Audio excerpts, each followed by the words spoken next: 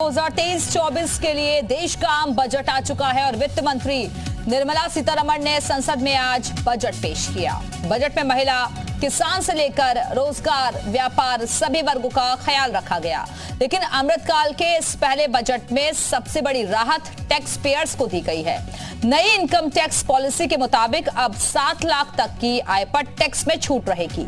2023 के इस बजट को सत्ताधारी दल बीजेपी ऐतिहासिक बता रही है तो विपक्ष बजट पर हमलावर है। विपक्ष का कहना है कि बजट के नाम पर नील बट्टे सन्नाटा है। चुनाव को ध्यान में रखकर बजट बनाया गया है। तो खास पैनल के साथ इसी मुद्दे पर हम चर्चा करेंगे। कई सवाल भी हैं जिनके जवाब तलाशेंगे, लेकिन सबसे पहले एक खास रिपोर्ट देखिए।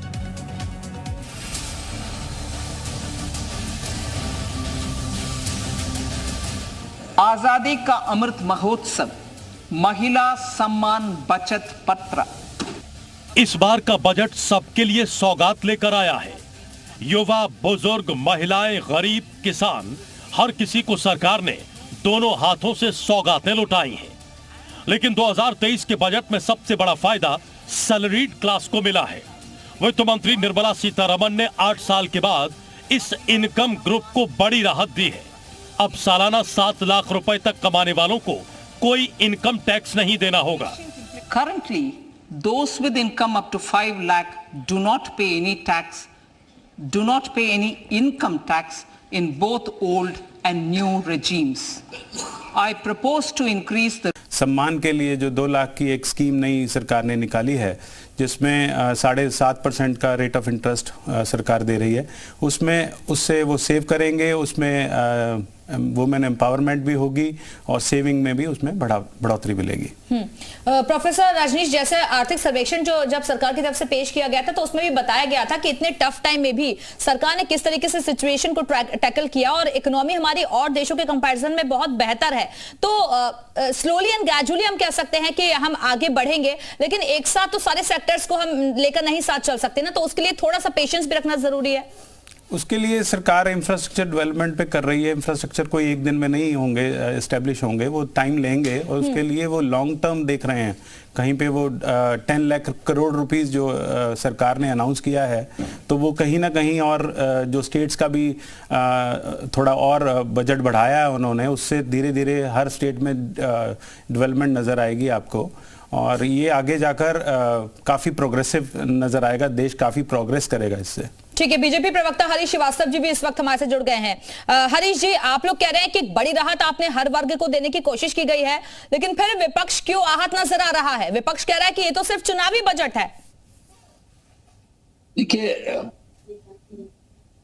विपक्ष हमेशा जब कोई देश के लिए प्रसन्नता की बात होती है, देश में जब कोई उत्साह नजर आता है, तो विपक्ष हताश हो जाता है। उसको लगता है कि कहीं न कहीं वो सत्ता से फिर बाहर रहने वाला है। आज जिस तरह से मैं माननीय प्रधानमंत्री जी का, माननीय वित्त मंत्री जी का हृदय से अभिनंदन करता हूं कि जो 2023-24 का बजट आज संसद में प्रस्तुत किया माननीय वित्त मंत्री जी ने, उसको लेकर के जिस तरह से आप स्टॉक मार्केट के उत्साह को आप देखिए, उसको लेकर के जो अर्थशास्त्री हैं, जो उद्योग जगत के लोग हैं, जो एंटरप्रेन्योर हैं, चौतरफा जो उत्साह दिखा, वो इस बात का पुख्ता प्रमाण है कि बजट में जो प्राविधान माननीय वित्त मंत्री जी ने माननीय प्रधानमंत्री जी के दिशा निर्देशन में किए हैं, वो इस देश के सम्यक विकास के लिए और इस देश को तेजी के साथ जो विकास की रफ्तार है उसको आगे ले जाने के लिए पर्याप्त तो उसमें एलोकेशंस किए गए हैं। और जिस तरह से कैपिटल 10 लाख करोड़ का जो इन्होंने पूंजीगत व्यय को रखा है और इसके साथ ही जो इंफ्रास्ट्रक्चर को और एमएसएमई को, इस सेक्टर को पर्याप्त मजबूती इस बजट में दी गई है। साथ ही रोजगार के अवसर बढ़े, उसको लेकर के, स्किल को लेकर के जो प्रावधान इसमें किए गए, रोजगार के अवसर बढ़े आप कह रहे हैं। दूसरी बात ये कि एजुकेशन लोन जो है वो सस्ता नहीं किया गया। तीसरा, नाहिद लारी जी तो ये कह रही हैं कि आप लोगों ने सिर्फ और सिर्फ शब्दों का खेला किया है, जमीनी स्तर पर कुछ नहीं। नाहिद लारी जी देखिए, समाजवादी पार्टी निराश है, तो नारी जी का भी निराश होना स्वाभाविक है। जबकि महिलाओं को जो 2 लाख का जो इन्होंने उसमें 7.5% का के इंटरेस्ट पे जो बचत पत्र का दिया है, उससे महिलाओं में तो उत्साह है। सेल्फ हेल्प ग्रुप को लेकर के भी जो सरकार ने जो प्रावधान किए हैं इस बजट में, उससे भी महिलाओं में एक व्यापक उनके रोजगार को लेकर के, उनके एंटरप्रेन्योरशिप में, उनको उनकी लीडरशिप को लेकर के एक व्यापक उत्साह का माहौल महिलाओं को भी है। ठीक है, तो आप कह रहे हैं कि उत्साह का माहौल नजर आ रहा है और हर किसी को बैलेंस रखने की कोशिश की गई है। बजट में राहत है तो विपक्ष की आहट है। इस पर चर्चा आगे भी जारी रहेगी। तमाम खास मेहमान आगे भी हमारे से जुड़ेंगे। फिलहाल वक्त एक छोटे से ब्रेक का, फौरन लौट रहे हैं।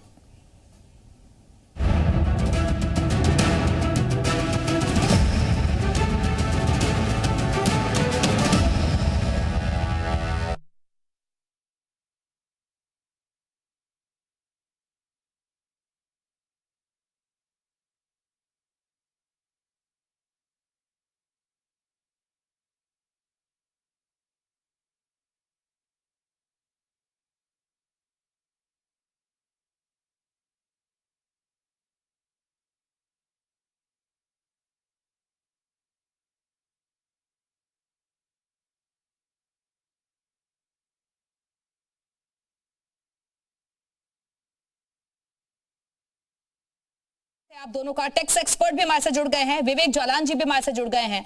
ठीक है, चर्चा की हम शुरुआत करते हैं। सबसे पहले आर के सरन जी, मैं आपके साथ ही चर्चा की शुरुआत करना चाहूंगी। क्या लग रहा है आपको, क्या ये पूरी तरीके से बैलेंस बजट है? और जो एक बड़ी मांग की जा रही थी जीएसटी को लेकर, तमाम तरीके की परेशानी थी व्यापारी वर्ग को, क्या आपको लग रहा है कि उसमें राहत मिली है? उद्योगों को ध्यान में रखते हुए क्या फैसले जो लिए गए हैं वो ठीक है?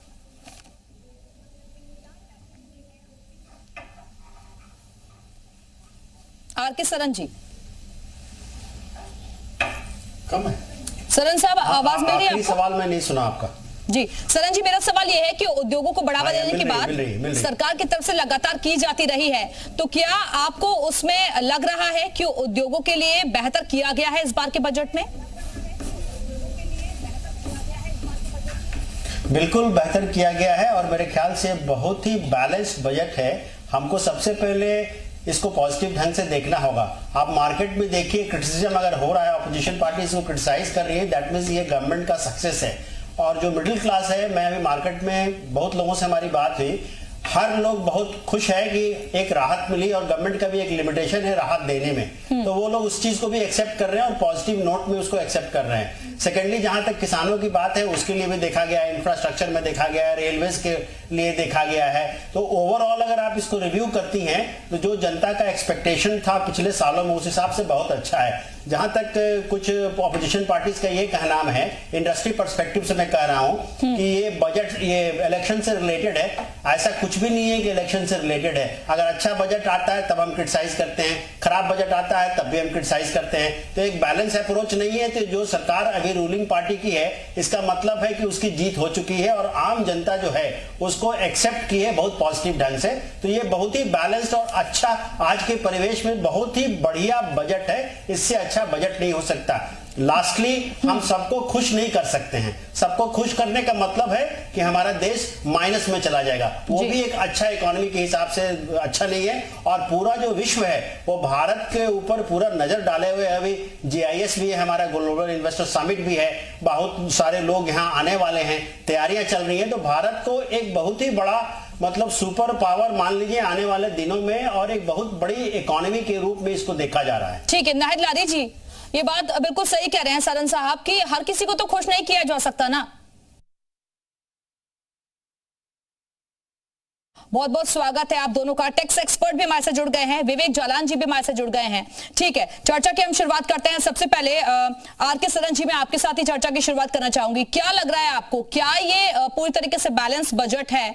और जो एक बड़ी मांग की जा रही थी जीएसटी को लेकर, तमाम तरीके की परेशानी थी व्यापारी वर्ग को, क्या आपको लग रहा है कि उसमें राहत मिली है? उद्योगों को ध्यान में रखते हुए क्या फैसले जो लिए गए हैं वो ठीक है?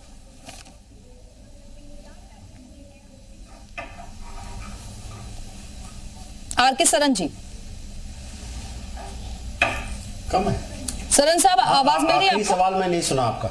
जी सरन जी, मेरा सवाल यह है कि उद्योगों को बढ़ावा देने की बात सरकार की तरफ से लगातार की जाती रही है, तो क्या आपको उसमें लग रहा है कि उद्योगों के लिए बेहतर किया गया है इस बार के बजट में? बिल्कुल बेहतर किया गया है और मेरे ख्याल से बहुत ही बैलेंस्ड बजट है। हमको सबसे पहले इसको पॉजिटिव ढंग से देखना होगा। आप मार्केट में देखिए, क्रिटिसिज्म अगर हो रहा है, अपोजिशन पार्टी इसको क्रिटिसाइज कर रही है, दैट मीन्स ये गवर्नमेंट का सक्सेस है।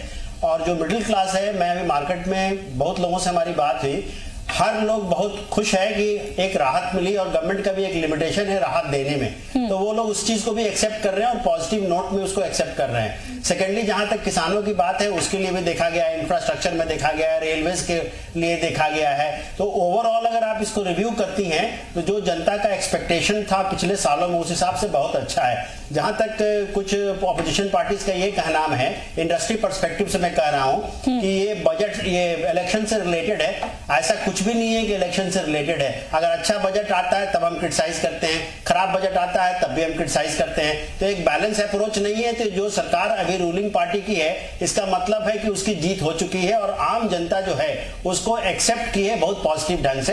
तो ये बहुत ही बैलेंस्ड और अच्छा, आज के परिवेश में बहुत ही बढ़िया बजट है। इससे अच्छा बजट नहीं हो सकता।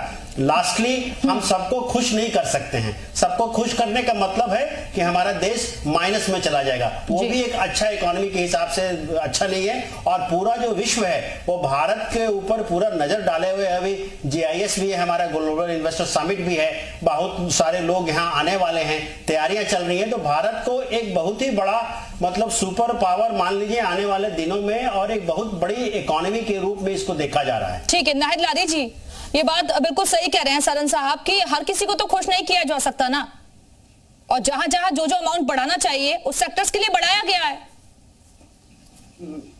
दिव्या जी, जो बजट आया है ये एक शब्दों का मकड़ जाल है।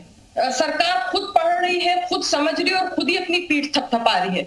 आप ये समझिए कि 130 करोड़ जनमानस जो है इस बजट को समझ नहीं पा रहा है। बेहतर होता है कि सरकार एक साधारण भाषा में समझाती या बताती कि हमने किसानों, बेरोजगारों, नौजवानों, मजदूरों, गरीबों, नौकरी पेशा लोगों, छोटे कारोबारियों को लिए क्या क्या रियायतें दी हैं या क्या क्या हम सुविधाएं दे रहे हैं। अब जो मकड़जाल, शब्दों का मकड़जाल है, ये केवल जो है बीजेपी RSS के लोग समझ सकते हैं, इनके पूंजीपति मित्र समझ सकते हैं, या अरबों रुपए विज्ञापन लेने वाले इनके मित्र ही समझ सकते हैं। मेरी अभी लखनऊ में आज तमाम कुछ नहीं तो 54 महिलाओं, नौजवानों और बुजुर्गों से बात हुई कि बजट के बारे में आप क्या समझ रहे हैं, तो उन्होंने क्या कुछ समझ ही में नहीं आ रहा, ये तो केवल जो सरकार शब्दों से खेला खेल रही है। अब अगर आप बात करें भारत की, देखिए भारत में मूलभूत जो चुनौतियां थी, बेरोजगारी, महंगाई,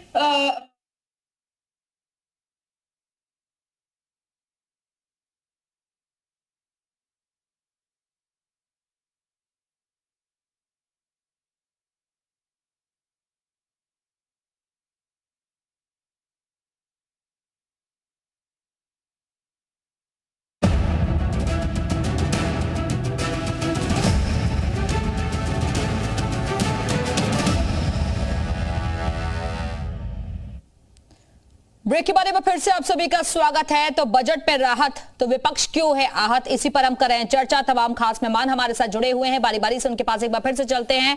विकास श्रीवास्तव जी, मैं आपके पास आऊंगी, कांग्रेस प्रवक्ता हमारे से जुड़े हुए हैं। विकास जी, क्या विपक्ष की आदत बन गई है क्या हर चीज पर सियासत के तरीके से देखना, हर मुद्दे को? अगर जहां पर जिस के लिए अगर रखा जा रहा है, मदद रखी जा रही है, उनकी सुनी जा रही है, तो वहां अप्रिसिएशन भी चाहिए, या आप लोगों का काम ही हो गया है हर चीज में मीन मेक निकालना? देखिए, भारतीय अर्थव्यवस्था में ग्रामीण किसानों का, सीमांत और भूमिहीन मजदूरों, किसानों का जो रोल नहीं है क्या? अगर निर्मला सीतारमण जी ने इस कोरोना काल के बाद से ये दूसरी बार मनरेगा के बजट में कटौती किया है। पिछली बार उन्होंने 34.5% की फीसदी की कटौती किया था, और इस बार के बजट में उन्होंने करीब 25.5% की बजट किया। 98,000 करोड़ के बजट को उन्होंने काट के 73,000 करोड़ का किया है।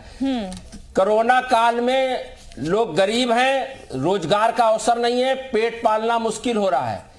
आप बता रहे हो कि 80 करोड़ लोगों को राशन दे रहे हो, ये प्रूव करता है कि 8.5-9 सालों में 140 करोड़ की आबादी में 80 करोड़ लोग सरकारी राशन पर डिपेंडेंट हैं। अगर लोग श्रम करके मेहनत करके अपने स्वाभिमान स्वावलंबन को आगे बढ़ाना चाहते हैं तो सरकार को इस मनरेगा जैसे बजट में कटौती नहीं करनी चाहिए। दूसरी, किसान भारतीय अर्थव्यवस्था में सबसे बड़ा रोल अदा करता है।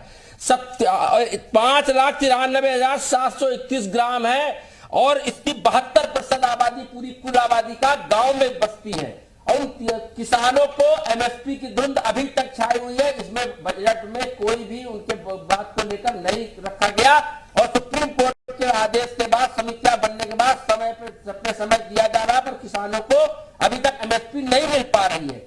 और लगातार आपने बजट में कटौती करने का काम किया है। महिला इसको ठीक करवाते हैं, आपके पास रुक करा रही है विकास जी, से ठीक करवाते हैं। अनूप उपाध्याय जी हमारे साथ मौजूद हैं। ठीक है, एग्री टेक एक्सपर्ट हैं अनूप जी। मैं आपसे समझना चाहूंगी क्योंकि एक बड़ी बात, बहुत सारे ऐसे मुद्दे उठाए गए थे किसानों की तरफ से भी। एमएसपी को लेकर आपने देखा कि धरना प्रदर्शन तक किया गया, इतने विरोध के स्वर उठे। दूसरी तरफ किसानों की आय दोगुनी करना, आधुनिक खेती से जोड़ना, आधुनिक तकनीक से जोड़ना, ये बहुत सारी ऐसी मांगे थी। क्या आपको लग रहा है कि सब कुछ फुलफिल हो पाया है या फिर अभी भी किसान वहीं का वहीं है? नहीं मैडम, जैसे कि आपने बताया, मुझे मौका दिया बोलने के लिए, ये बजट बहुत ही अच्छा था, ठीक है ना।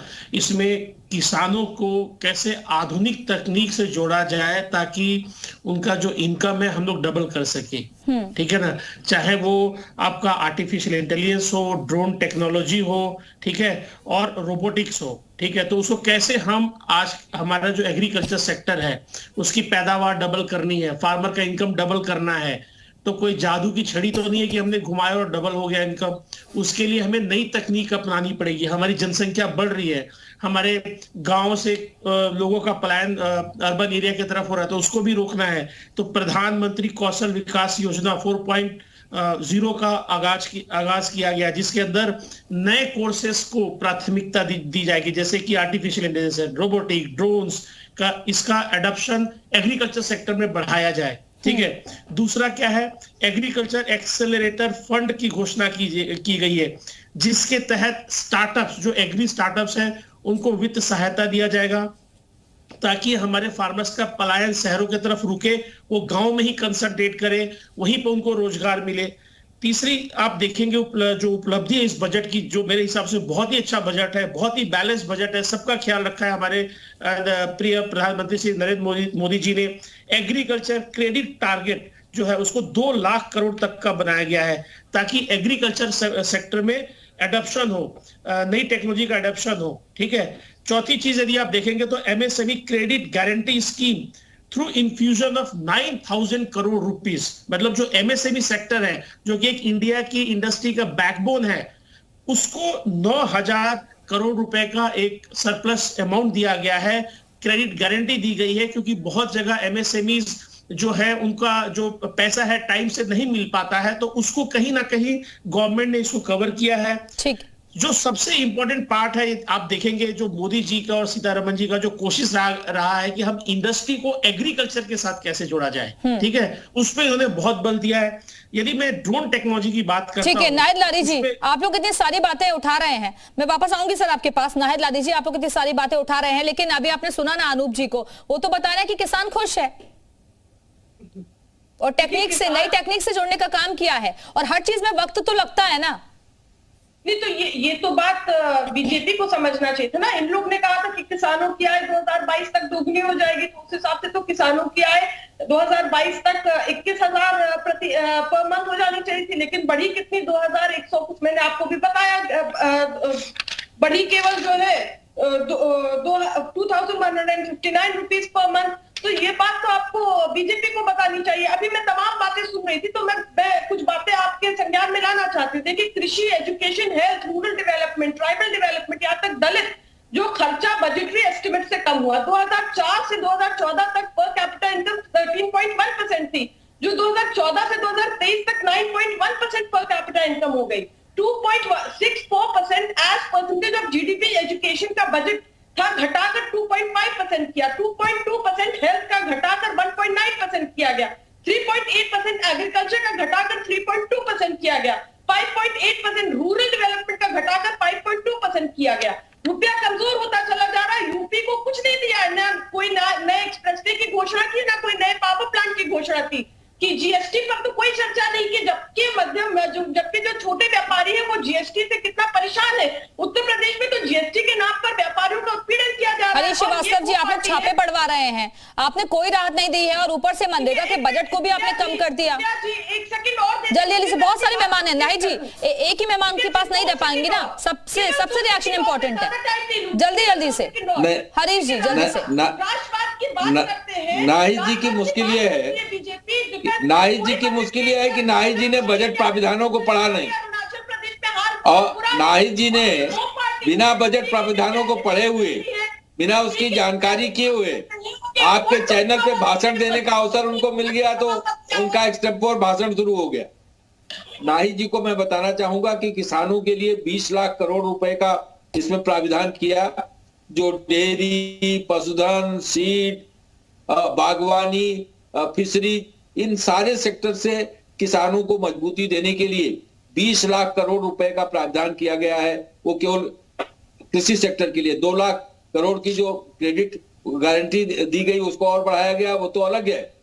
तो नाहिद जी को ये मालूम होना चाहिए कि 50 अरब का जो निर्यात बढ़ा कृषि उत्पाद का, वो इसीलिए कि मोदी जी की सरकार में किसान खुशहाल हुआ, कृषि में रिकॉर्ड उत्पादन हुआ, और उसका नतीजा हुआ कि किसानों ने रिकॉर्ड निर्यात किया कृषि उत्पादों का। और दूसरी बात, शांत होके जरा धैर्य से सुन लीजिए, नाहिद जी जरा धैर्य से सुनिए,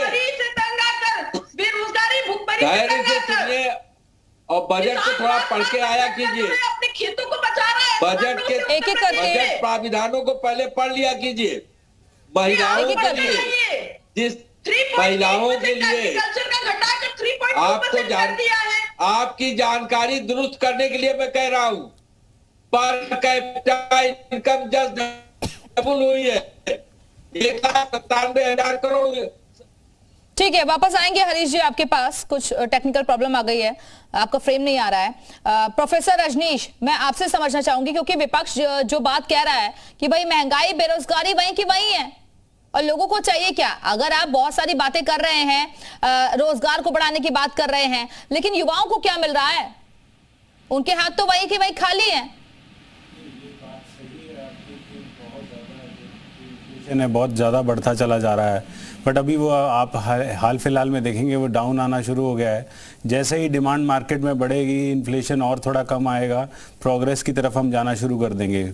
गवर्नमेंट का जो बजट आया है वो बहुत ही फ्यूचरिस्टिक है, से वो डेटा सेंटर्स बनाना चाहती है, उससे कनेक्टिविटी करना चाहती है, एआई लाना चाहती है, उससे इनके रिजल्ट्स कोई एकदम नहीं आते हैं, इट विल टेक टाइम, और ये जब टाइम लेते हैं और उसके बाद अच्छे रिजल्ट्स दिखाते हैं। और ज़रूरी है कि इसमें एआई के थ्रू हम जब कनेक्टिविटी पर आएंगे, या फिर हम किसान को साथ में जोड़ेंगे, एजुकेशन को साथ में जोड़ेंगे, तो ये आगे खुशहाली ही लाएंगे, तो इससे कुछ भी ख़राब नहीं हो सकता है। तो ज़रूरी है कि हम इन चीज़ों की तरफ भी ध्यान दें।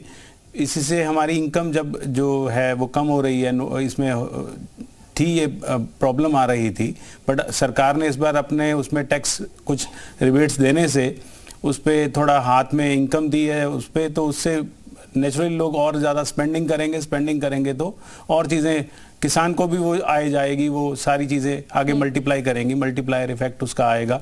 इतना होने के साथ साथ सरकार जब इंफ्रास्ट्रक्चर डेवलपमेंट पे पैसा लगाती है तो उसका रिजल्ट जो है वो एकदम नहीं आता है, उसका एकदम नज़र नहीं आ सकता है, उसको टाइम लगता है।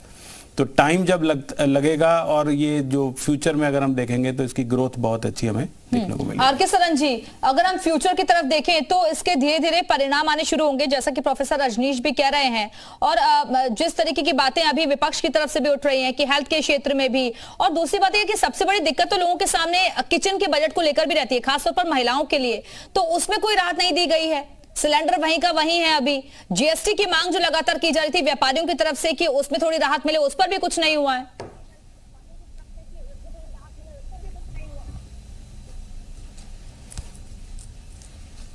सरन जी, आर.के. सरन साहब, आवाज मिल रही है आपको? हाँ, अब आ रही है, अब बोले। सरन जी, अभी जिस बात का जिक्र प्रोफेसर रजनीश भी कर रहे थे कि ये लॉन्ग टर्म गोल के लिए टफ डिसीजन कुछ सरकार की तरफ से लिए गए हैं, और दूसरी बात ये कि एक तो गृहिणियों के लिए अगर हम खासतौर पर देखें तो किचन के लिए कुछ खासतौर पर नहीं किया गया, रेट्स अभी भी वहीं की वहीं हैं। खासतौर पर हम सिलेंडर की बात करें, जीएसटी की मांग हो रही थी व्यापारियों की तरफ से कि उसे कम किया जाएगा, उसमें राहत मिलेगी, वो भी वहीं का वहीं है।